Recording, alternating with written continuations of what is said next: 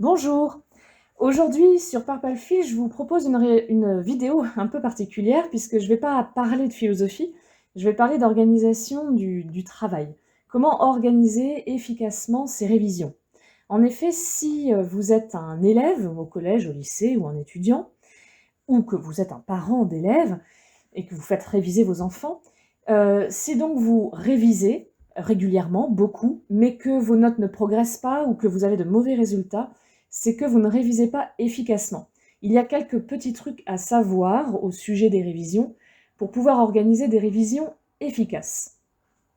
Alors tout d'abord, qu'est-ce que c'est réviser et quel est le but des révisions? En effet, si on ne sait pas ça, on ne pourra pas organiser des révisions efficaces.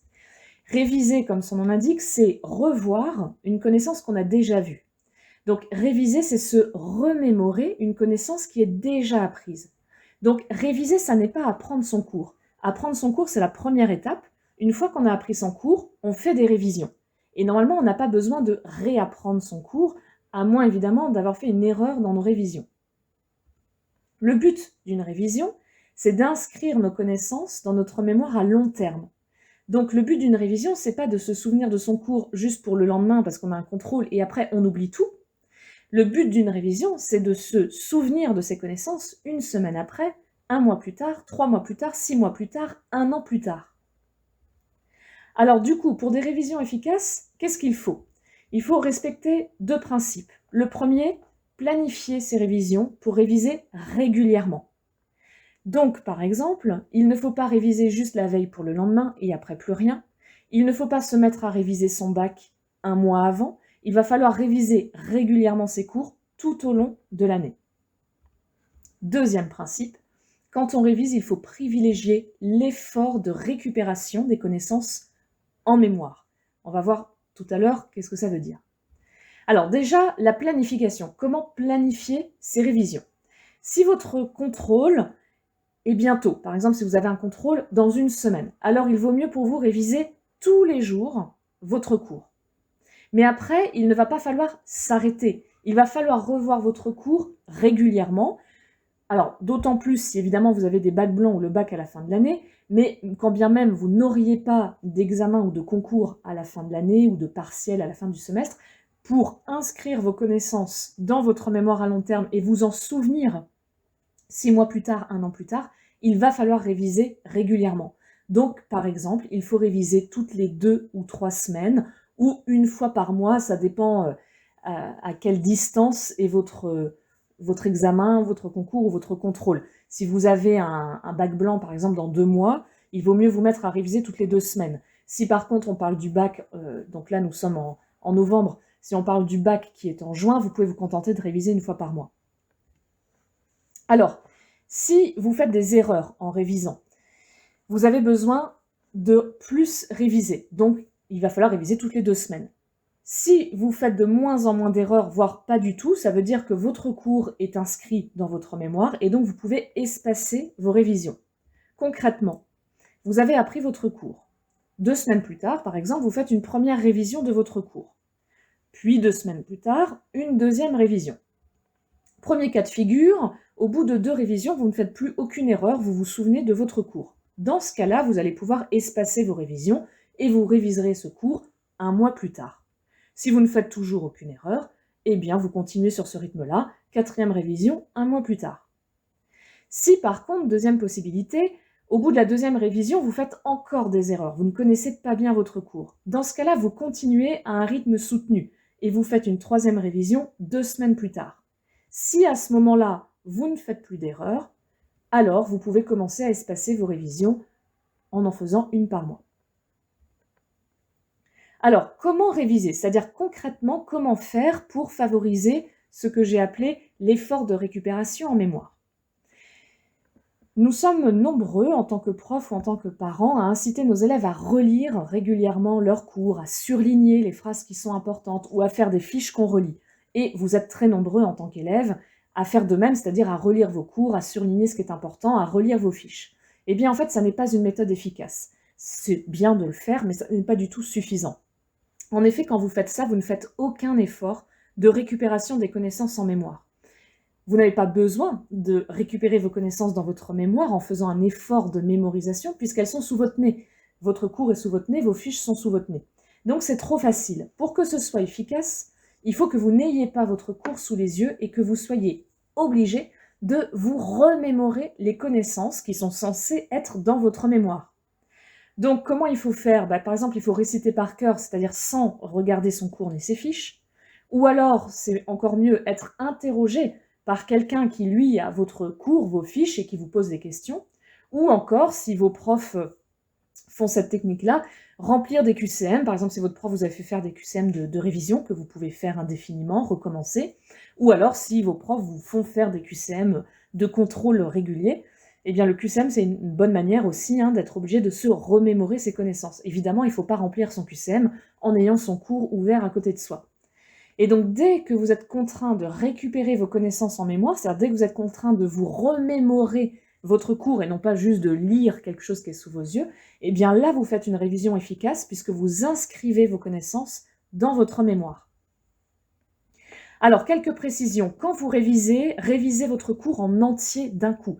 Ne le morcelez pas sur plusieurs séances de révision, sur plusieurs jours. Par exemple, généralement, un cours de philosophie comprend 3 parties. Ne vous dites pas lundi je fais le grand 1, mardi le grand 2 et mercredi le grand 3. Révisez tout en même temps. Autre précision, ne révisez pas plusieurs matières différentes en même temps.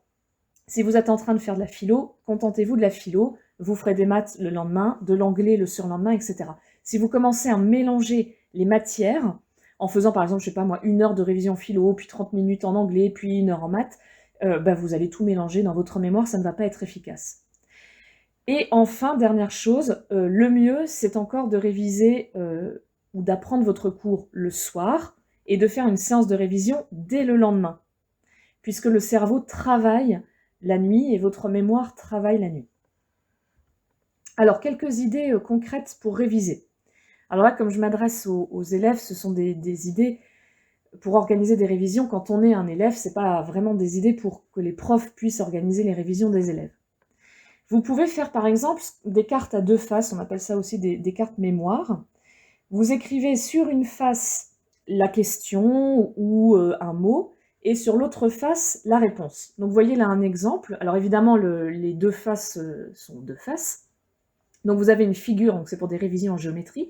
Vous avez une figure sur une des faces, par exemple le cube, et puis sur l'autre face, vous avez les propriétés de cette figure géométrique. Donc vous, quand vous êtes avec vos cartes, vous ne voyez que la figure et vous devez, par cœur, réussir à redire les propriétés.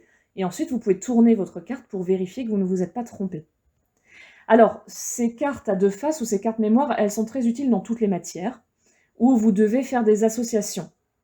Alors, par exemple, en histoire, si vous devez associer des dates et des événements.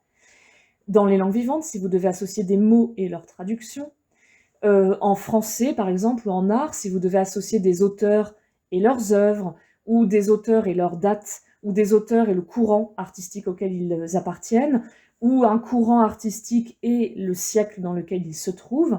Si vous devez associer, par exemple, en philosophie, des mots et leur définition, vous pouvez faire des cartes à 2 faces. Une autre idée pour réviser, un peu dans le même genre que les cartes à 2 faces, c'est les tableaux à 2 colonnes. Sur une colonne, vous écrivez la question, sur l'autre colonne, vous écrivez la réponse, donc en face, et évidemment, vous cachez la colonne des réponses, et au fur et à mesure, vous la découvrez pour vérifier vos réponses. Donc là, vous avez un exemple avec des mots en anglais, ou des expressions, et puis les traductions. Donc ça, pareil, c'est très utile. Alors là, il ne faut pas que les réponses soient trop longues. Donc c'est très utile quand c'est des courtes réponses, quand c'est par exemple une date et un événement, quand c'est un mot et sa traduction, quand c'est, comme tout à l'heure, un auteur et son siècle, ou un auteur et son œuvre, etc. Alors, il se trouve qu'il y a des logiciels, des sites internet qui proposent de faire numériquement des cartes à 2 faces. Vous n'êtes pas obligé de vous lancer dans du découpage et du collage. Vous avez par exemple le logiciel Anki, qu'il faut donc télécharger sur votre ordinateur, et qui vous permet de créer numériquement des cartes. Donc là, vous voyez, vous inscrivez vous-même ce qu'il faut mettre sur chaque face de carte. Donc, par exemple, là, c'est un exercice de traduction. Donc, sur le recto de la carte, salut, et sur le verso, hello. Une fois donc que vous avez écrit vos questions, vos réponses, vous faites ajouter, ajouter, ajouter, vous vous créez un paquet de cartes. Et donc vous avez 2 points positifs avec ce logiciel. Donc d'abord, il vous permet évidemment de réviser efficacement vos connaissances, puisque vous n'avez pas le cours sous les yeux, vous êtes obligé de chercher la réponse. Vous pouvez vérifier ensuite votre réponse en demandant à ce qu'elle s'inscrive. Et, grand bénéfice, ce logiciel espace automatiquement la révision des cartes mémoire sur lesquelles vous ne vous trompez jamais. Donc plutôt que ce soit à vous de vous dire, alors la dernière fois je connaissais ce truc-là, donc là je ne vais pas le refaire, etc. Le logiciel le fait automatiquement, donc en fonction de l'espacement que vous décidez, toutes les 2 semaines, tous les mois, etc.